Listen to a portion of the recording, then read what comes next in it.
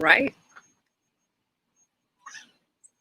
Hey, everybody. Happy Friday. I decided to bring a little bit of the sunshine to you today. I really wanted to go live inside the house, and I had this idea. This is typical Gemini, okay? Had this idea like 5 minutes ago, like I want to go set up outside. So I decided to come outside, and I just wanted to check in with everybody. I know it's Friday. I know you may have a lot going on, but as you come into the studio today, I want you to do a couple of housekeeping things. Hey, I can't see your name right now, but thank you for joining me on this Friday outside out here on the patio. So bringing you a little bit of sunshine, but a couple of housekeeping things. I want you to share the video out because we're going to just kind of do a check-in with everybody. I want to make sure you're okay with everything that's going on. And secondly, I want you to, in the little comment section or the intro section, I want you to make sure that you approve for StreamYard to be able to use your comment. Okay, so if you comment, we'll see your name, excuse me, because a lot of times if you don't approve your name being used by StreamYard, we just see you as Facebook user. So as you come in this morning and check in, I just want to say good afternoon and welcome and all of that great stuff. And I have my friend with me today, Dr. Josh. I think Dr. Josh is inside from his studio, probably a smarter move considering how hot it is today. So Dr. Josh, I want to welcome you on this Friday. Good morning. Bringing a little bit of sunshine to. Good morning. I was about to say I could not hear you. So again, in typical Gemini fashion, I make this decision like 3 minutes out, like, boy, it'd be great to go out and sit out on the patio. And so that's what I did. And you had the opportunity to kind of see me scrambling behind the scenes, but I call it live video. And I blame my 20 years in TV, 20 years in communications, 10 in TV news for all of that. Yeah. So two things. One, this shouldn't make you nervous. Two, I'm a Gemini myself. So I have pulled stunts like that. Maybe that's the connection in. So we understand. So all of you who are watching, again, I want you to make sure you share out the information. Love to kind of talk to Dr. Josh because, you know, Dr. Josh, I tend to think during this, maybe I'm getting therapy from listening to you with all of this as well. But I also want to make sure that I do my part, my small part. And we talked about this earlier this week, but my small part in my small corner of the world to make sure that I'm helping others with the giftings that I possess and the voice that I have. So as we check in, we're going to talk about a couple of things in updating people today. One of the stories that just isn't going away, Dr. Josh, is that of the Church of the Highlands. Mm-hmm. The pastor of that church has sort of remained a central figure in the, and I guess you could say a social media controversy for liking some very controversial postings. And I went and I actually viewed a story, one of the latest stories on it, and literally in the story, they literally recounted his sermon word for word or whatever. Your thought process about when church leaders are kind of in a position where they are very publicly caught in these sorts of deals.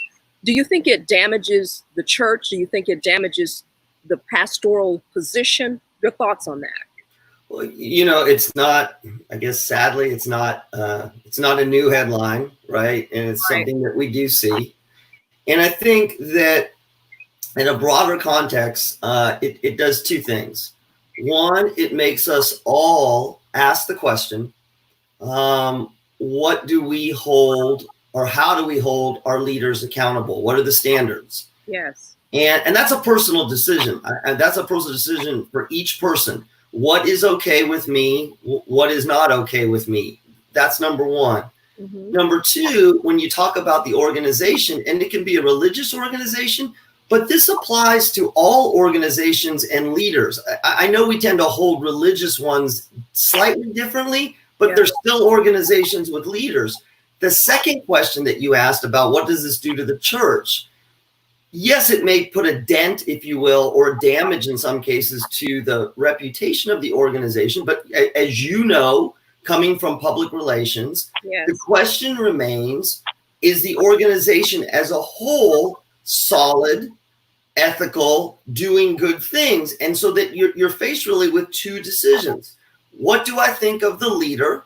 Mm-hmm. And what personal decisions do I have about what he or she has done? Mm-hmm. And in the face of that, how do I evaluate the organization itself? Is it integrated throughout the organization? Is it an isolated case? I always caution people, though, don't be reflexive here. These are huge decisions that you have to make. And I see many people are coming to his defense, which is completely understandable, which is fine. But do it from an informed standpoint, not just what your gut says, because a lot of times we don't know the story and we don't know the whole story, good or bad. And I think that's something that's very important when you're judging any leader in any situation and the organization. I think that's such a good point. And, you know, I've always vowed transparency in the effort to be able to help others. And me and my husband had recently made the decision to attend the church. And so we hadn't been there literally but a number of months or whatever after leaving a predominantly African-American church. So if you can imagine, there is some criticism. Oh, yeah. And there are some intricacies there. And Dr. Josh, I'll be honest with you. I don't place, and you all, if you're listening to this broadcast, for those of you who are, good morning. Thank you for tuning in. I can't see any of your names just yet. If you have any comments or thoughts about it, would love to hear it, because I'll be really frank with you about this. And I don't even try to stand in a position to judge a position, because I would not know the intricacies of leading an organization that large, of the largest church in Alabama. Okay. But I do think that I'm a very observant person. I don't make snap decisions in this case. So I've made the decision, and me and my husband have just kind of made the decision to kind of peel back, because, we felt very emotional initially.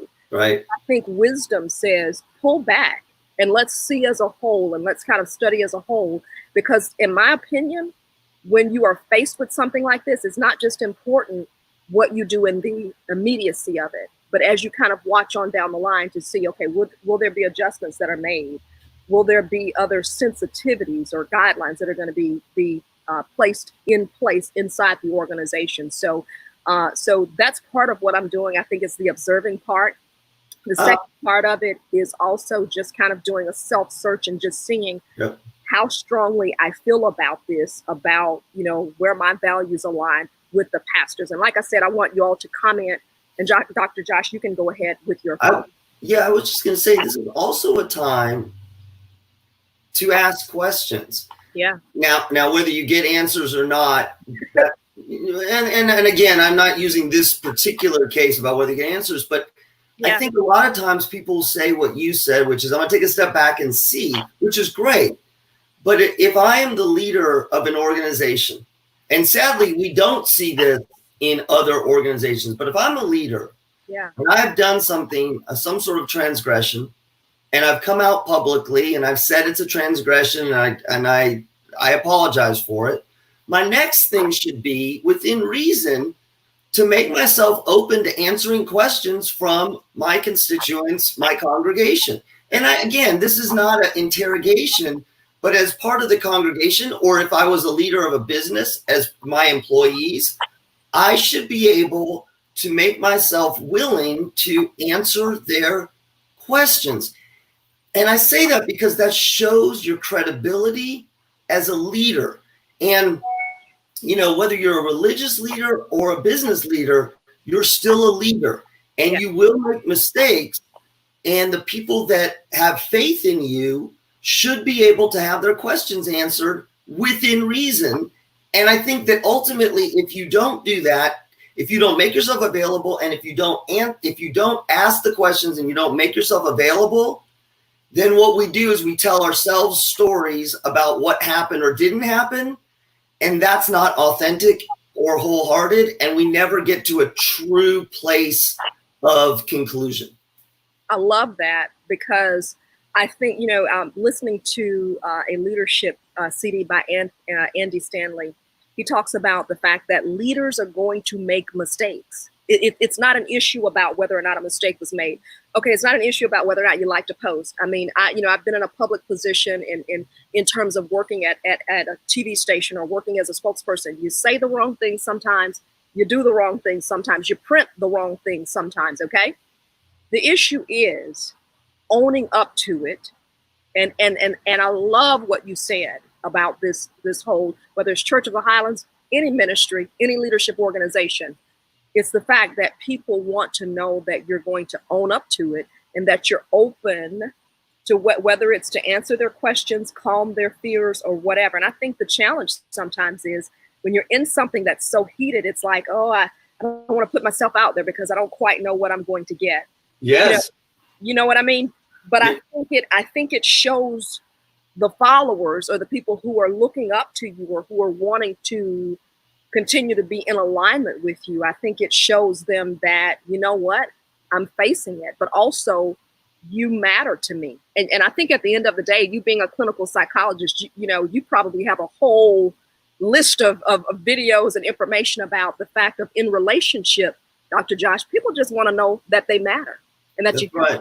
That's right. Well, and we see this a lot right now. This is a really fascinating topic, this idea of owning up to it. So we've seen this kind of pivot across sort of the board where people are more quick to say, I take responsibility for my mistake. I'm sorry. And I'm owning up to it. Almost. And again, I'm not using the example of Pastor Hodges, but this idea of I owning up to it. And now essentially leave me alone because I owned up to it, right? Exactly. That's not how it works in leadership or relationships. Exactly. You must acknowledge. Exactly. You must own up. And then you must demonstrate some sort of action to repair the damage. But here's the trick. It's the action that you demonstrate must be, if you will, acceptable to the people that you have harmed. And so particularly in leadership organizations, we see this. I've made a mistake and we're going to write a check and we're going to do this. Yeah. That's great. But your congregants and employees want you to stand there and answer questions. Yeah.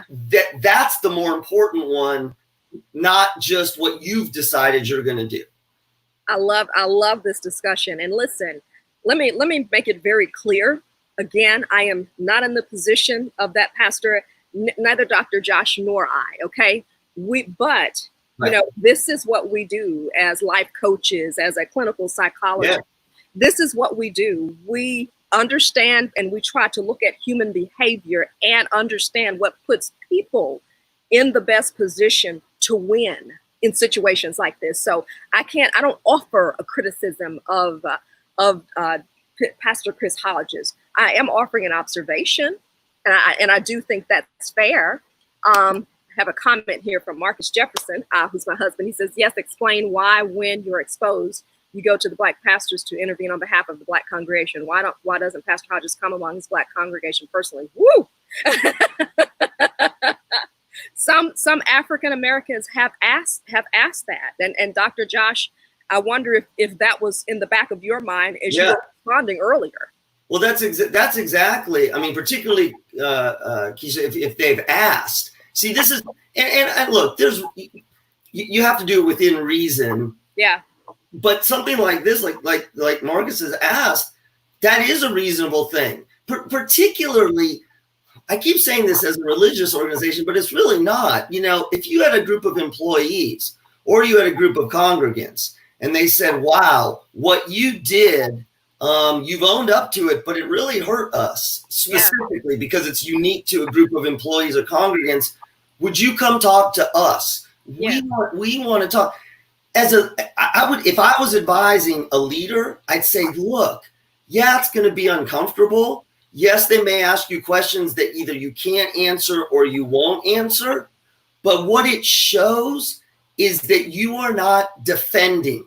You are willing to be among them beyond your apology. And it's probably the most powerful thing you can do, even if it becomes the most uncomfortable thing you can do.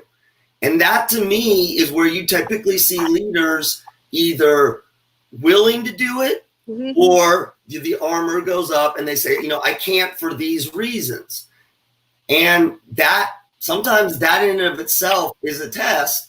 And I say all that within reason. This is not for weeks and weeks and months and you have to answer every question, but you can set it up so that you do connect, and you should set it up so that you connect, because what you show them is not only are you human in the mistake, because that's what you've said, I'm human, I made a mistake, but you're human in the repair. Yeah. And that's the piece. The mistake and the owning up to is one piece. The repair is where you build the connection and the credibility. That's so good. Wow, that's so good.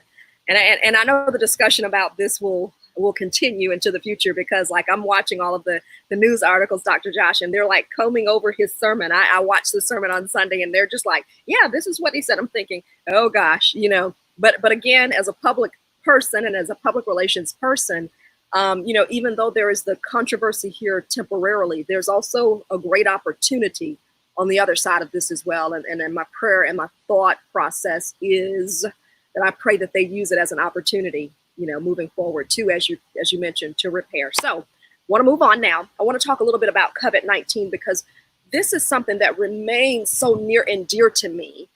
I just had a friend, she is a nurse in Georgia, who told me I was exposed. And she said, I just learned this morning that my test came back positive. I'm connected to people on my timeline who have lost relatives. A young lady who hasn't been married but a couple of years, just lost her husband the past week to COVID-19. That's one element of it, okay, where we have the personal element and we see people who are affected by it. And I'm still bothered, and I want people to know, and I know you're passionate about this, so I'll touch on that first and allow you to. People, please take COVID-19 seriously. Wash your hands.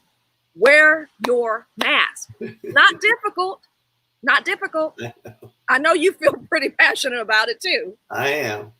No, I mean, look, I spent 20 years in public health. So, and I spent 20 years in public health as a behavioral scientist focused on public health behaviors. So yeah. I should be more compassionate about people not wearing a mask. I have sort of, it's become a little more personal for me. But you know, look, one of the things we know from the reports and the data is people are much more likely to wear a mask and wash their hands when it affects them directly. And that goes for almost any health behavior. When you have an individual and their family member dies of lung cancer and they're a smoker, they're much more likely to quit smoking. If somebody is obese and their family member dies of a heart attack, they're much more likely. The tricky part here is it's trying to get people to embrace this idea that, and we see this in other health problems, what you do today with regard to washing your hands, social distancing, and wearing a mask may have no noticeable effects, probably won't have any noticeable effects today, tomorrow, the next day for you. And so as a result, it becomes harder and harder and harder for a person to justify, well, I don't get it. And the best answer I have there is look where we are with the numbers. You know, the numbers are the numbers. Now, again, people are even debating that, you know, they don't believe in the science, et cetera. I can't speak to that, but what we do know is that washing hands, social distancing, and wearing a mask is protective for others, is protective for us. And this is a very unique, and I'm not talking about just the mask, the sacrifices that people are having to make with regard to their business, with regard to businesses opening up, but opening up with stipulations. Yeah. You know, people are sacrificing left and right. And I guess I would just encourage people, look at the sacrifices maybe you're making yourself. And if you are making sacrifices, can you make other ones, not financially, by protecting others? Can you do that? It's important. We have to do it. And it's something that we've never had to do this before. We've never, in our generation, we have not had to do this before. And, you know, listen, I like being healthy. I like things remaining the way they are. So knowing that I have had people connected to me who have been impacted, that's enough for me to continue to wear my mask and to continue to say, you know what, whether I have personally been affected or not, I don't want to take chances, number one.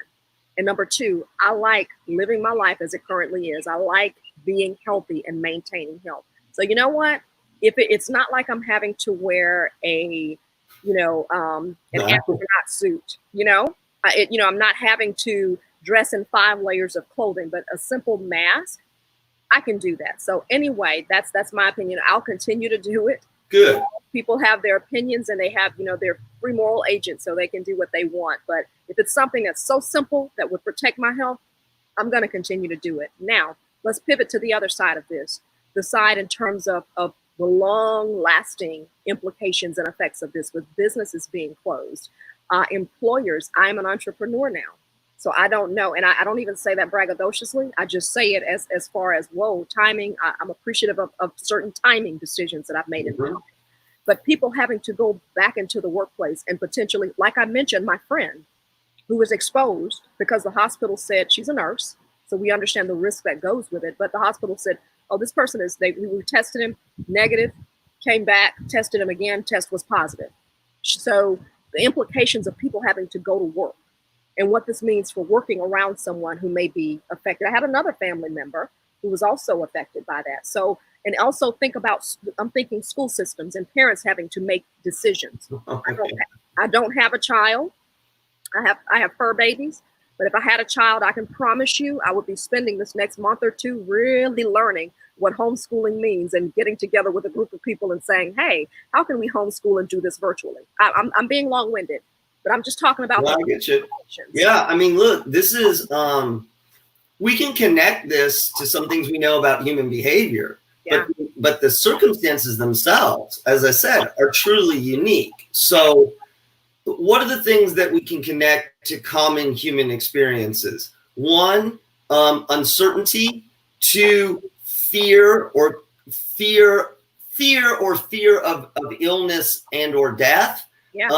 And 3, perception of relative risk. Like that's kind of what this thing is all about.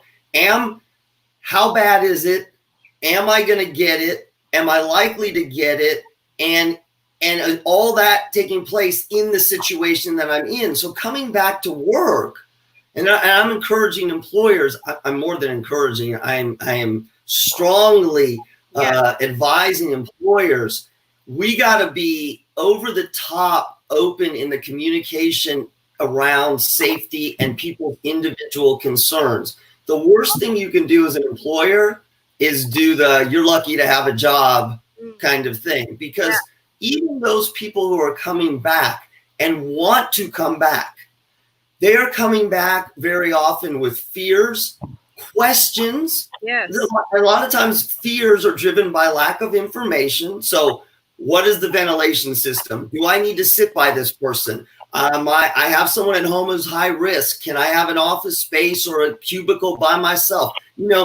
What I encourage people to do, and it's different for every employer, but if you're being called back to work and you do have concerns, number 1, ask your employer questions that you may have. But I think more, even in addition to that, if you have ideas about what will make you feel safer in the workplace, maybe it's working by yourself, maybe it's working a different shift, maybe it's working in a different area of the company. Those are solutions that if they're reasonable, a lot of employers are going to be willing to hear them, because what they want is they want you back, A, they want you back and productive, B, and to be honest with you, they don't want you or someone else to get sick. So it's absolutely a connected conversation. But I'll tell you, a lot of people are scared to talk to their employers because they don't want to get fired. And what I'm saying is, if you do it from a place of compassion, and if your employer is reasonable, you're not demanding it, you're asking.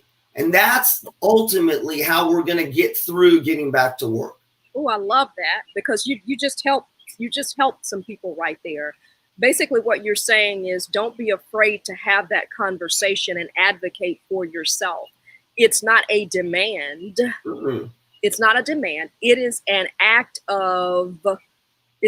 really, okay, at the base level, I would say an act of love and compassion, not only for yourself, but for others, because you're saying, listen, I want to work here. I'm grateful for my job. I just want to know if I can have, or we can put in some extra precautionary measures to make sure that I remain safe and to make sure that other employees remain safe. So what I hear you saying in that is, don't be afraid to advocate for yourself. And Dr. Josh, my husband had to coach me through aspects of that, because honestly, I wonder if men are a little bit better at advocating for themselves than women. Women sometimes can be very just, a little docile and, well, I don't want to push the envelope in that arena. I dealt with that for years. And it just got to a point to where toward the latter end, or when I was close really to kind of leaving, I felt like this all kinds of boldness or whatever that I just didn't have there before by nature of my personality. So what you gave was a power statement, and I hope that you all heard that. Well, and remember, one thing just to remember, Keisha, that I think that is different than other circumstances where we're advocating, for our needs. Yeah. And I think this will give everyone a little more confidence. In 99% of the cases, your employer is, for lack of a better description, they're fumbling with this too. They're trying to figure this out. I don't mean that they're not doing what they're supposed to, but this is not standard practice. This is not, we've been doing it this way for years. Everyone is in that same boat. We on Tony and my show, we interviewed the CEO of Talladega Super Speedway, and they're having the first race this Saturday. It's the first spectator present. It's going to be a small number of them. And the reason I'm saying this is we interviewed him about what he and his team had to do to get the speedway compliant. And I mean, he went on and on and on about distancing and RVs and pulling seats out. And I looked at him and I talked to him and I said, my God, how did you figure that out? And his comment was, I'll tell you, there's no playbook for it, right? There's not a manual. No. And so my point is, if you have concerns right now, as you're going back to work to talk to your employer, they haven't got it all figured out either. And one more thing to advocate for yourself. If your employer takes the attitude with you that they do have it all figured out and that it's completely fine, then what you're probably seeing in your employer is a lot of fear and a lot of defense mechanisms, because none of us have got this thing completely figured out. That's good. That's good. You're helping some people right now. My husband is on one today, Dr. Josh. He says, why is testing enforced and targeted in the African-American community? Is there a conspiracy by government because of those who knew back in January but did nothing to prepare people for such a widespread phenomenon? Your thoughts about that? Yeah, that's a big question. Why is testing? That's funny. He's not a legal scholar, is he? Well, somewhat. Why is testing enforced and targeted in the African American community? Is there a conspiracy by the government? Because those who look, I'm a psychologist. I don't know if there's a conspiracy by the government. I mean, one of the things we all learn this. You know this. You play within your boundaries of expertise. Oh yeah. I will say this, that testing in the what do we know about the African American and the Black community? Higher rates of COVID, higher rates of COVID coupled with certain other chronic conditions. Yeah. And, to be honest with you, the testing and targeted testing, I don't like the word targeted, but the testing of people who are at risk, either by the nature of their health status, let's just say their health status at this point, that's a good thing, right? That we should be tested if we are at risk. The whole point of the testing is to identify individuals who have this so that we can help them early on. We can isolate them early on. I don't know if it's a conspiracy theory or not. I want to see people get tested. I want to see people who are tested and are at high risk get tested frequently. I want to see people who test positive quarantine themselves, but more than anything else, I want to see people practicing the social distancing, because by the time you test positive, it's not that it's too late, but that's not how we stem it. I mean, we're blowing this because we're not doing the preventive measures. Absolutely. Not wearing the mask. Marcus, that was a little bit of a pivot, and I apologize. I will. Well, let me tell you it. Let me.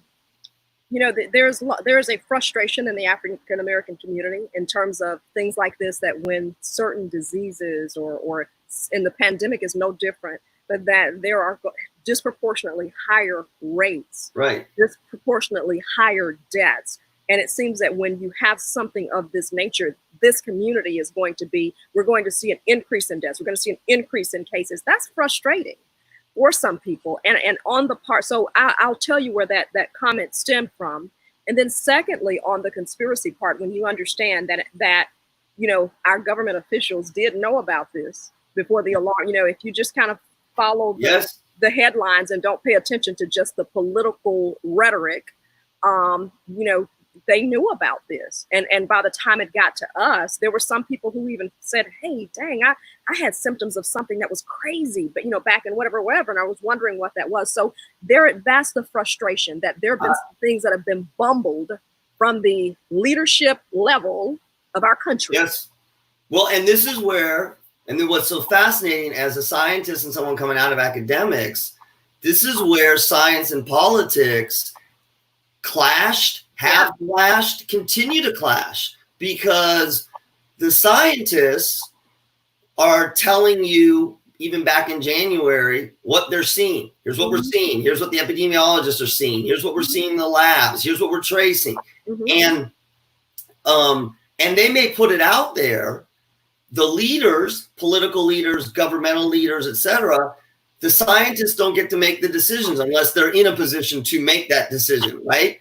And so as a result, you do get the clashes. You get here's the epidemic that we see coming or that we're predicting.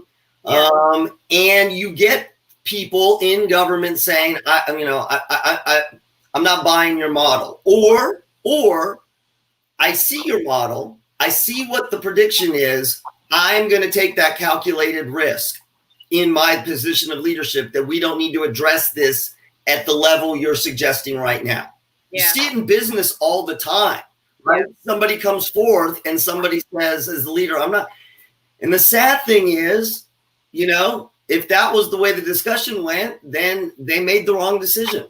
Yes. And lives are have been and are being negatively impacted. Lord, we could talk about this all day, Dr. Josh. And I just want to close out by saying that we are holding this on Juneteenth.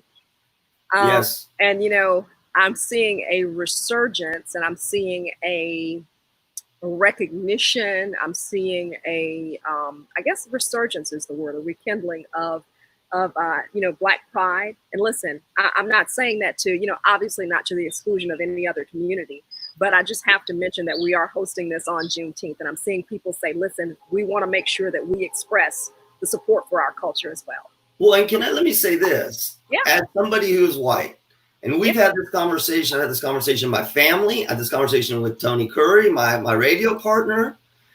This has been, and we've talked about this more around issues like white privilege, systemic racism, that kind of thing. But this is so important for white folks to learn about things, frankly, that we should have learned. We either should have known in more depth, or we shouldn't have, we didn't know at all. And I'm saying this, and I'm saying it in a comfortable way because I'm with you.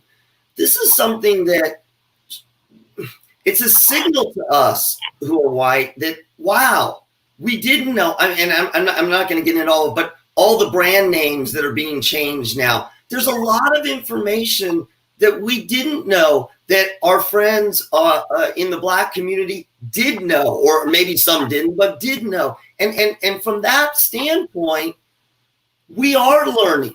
This is good. I mean, maybe it's way too long coming, but the fact that we do understand Juneteenth and we will never forget it now, next year, that's important because that's where it starts, right? That's where the change starts. And as somebody who didn't know enough about it, now I feel like I'm one step ahead, which is where, how we grow. So I wanted to share that with you. Thank you so much for that. And, if I could tell,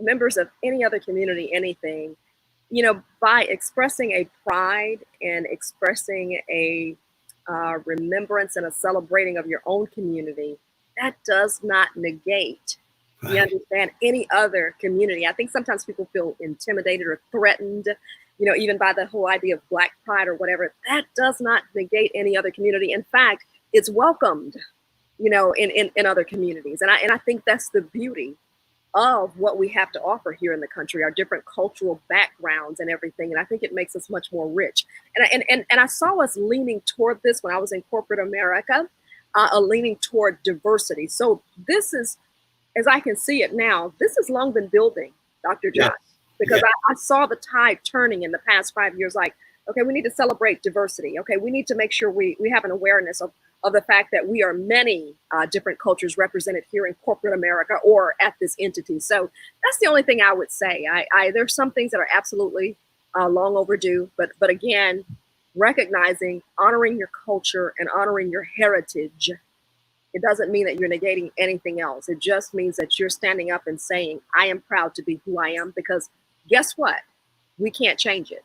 No. Well, and moving from, I know you said this, moving from diversity only to inclusivity. Like, for me, diversity is necessary, but it is not enough, because as humans, diversity is only good when there's inclusivity.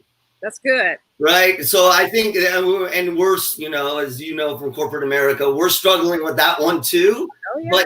But that is the movement. And as I've been saying over and over, let's just keep this going. Like, there is the energy here. It needs to keep going. We have so much. And as you know, we have so much to catch up on, so much more we need to go. Let's not stop the motivation behind it, particularly among the white community, to keep supporting. We're not allowed to get tired. We're not allowed to say, well, I'm going to go back to what I was doing. No, because this is a human thing.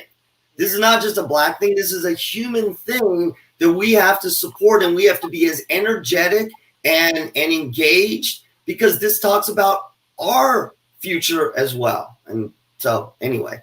And as a country and as a people and as humans, we're really only as strong as our weakest link, or what we perceive to be our weakest link. So I couldn't have chosen to close it out better. Dr. Josh, it's always a pleasure to have a conversation with you. So until we chat again, my friend, we're going to talk about how we can just kind of make this happen regularly, okay? Love it. Thank you, Keisha. I appreciate it. Thank you, Dr. Josh, and thank you to you all who've tuned in today. Have an amazing Friday. Enjoy your day. Talk to you soon.